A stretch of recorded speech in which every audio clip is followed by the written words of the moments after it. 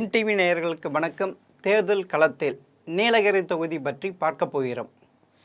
நீலகிரி தொகுதியில் மேட்டுப்பாளையம், உதகமண்டலம், குன்னூர், அவிநாசி, கூடலூர் ஆகிய சட்டமன்ற தொகுதிகள் அடங்கியுள்ளது.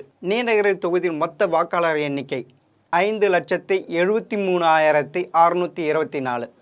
ஆண் வாக்காளர்கள் 2,74,497. பெண் வாக்காளர்கள் 2,99,497.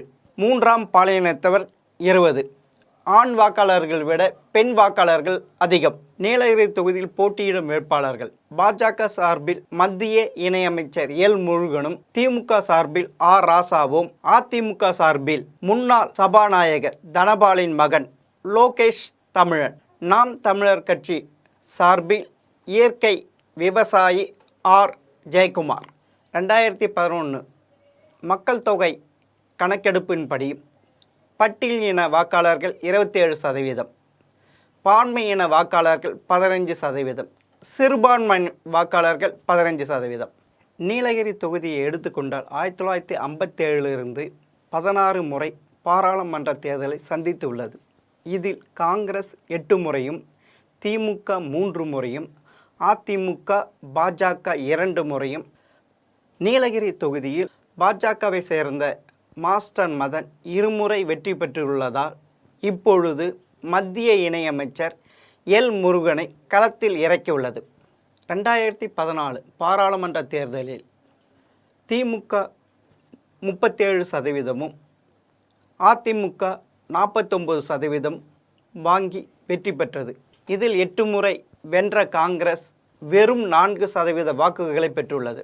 2019 பாராளுமன்ற தேர்தலில் ஆர் ராசா 52% வாக்குகளையும், அதிமுக மற்றும் பாஜக கூட்டணி 33% வாக்குகள் வாங்கி தோற்றது. கடந்த பாராளுமன்ற தேர்தலை விட அதிமுக 16% குறைந்த வாக்குகளை பெற்றது. 2024 பாராளுமன்ற தேர்தல் முடிவுகள் தெரிந்து கொள்வதற்கு முன்பாக நீலகிரி தொகுதியிலுள்ள 6 சட்டமன்ற தொகுதிகளில் திமுகவுக்கு வெறும் 27% வாக்குகள் தான் கிடைத்தது. அதன் கூட்டணியான காங்கிரஸுக்கு 6%, சிபிஎம்முக்கு 7% கிடைத்தது. இவற்றின் கூட்டுத்தொகை மொத்தம் 42% தான்.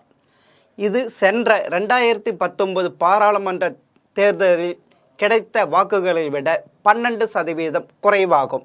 அதுவே அதிமுக தனித்து போட்டியிடும் போது வாங்கிய வாக்குகள் 42%, அதன் கூட்டணியான பாஜகவுக்கு 5.7%.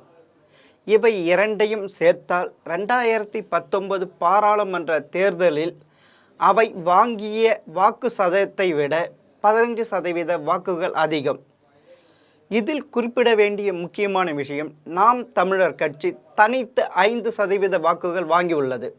இப்போது 2024 பாராளுமன்ற தேர்தலில் அதிமுக மற்றும் பாஜக தனித்து போட்டியிடுவதால் சென்ற முறை வாங்கிய வாக்கு சதவீதம் திரும்ப கிடைக்குமா என்பது சந்தேகமே.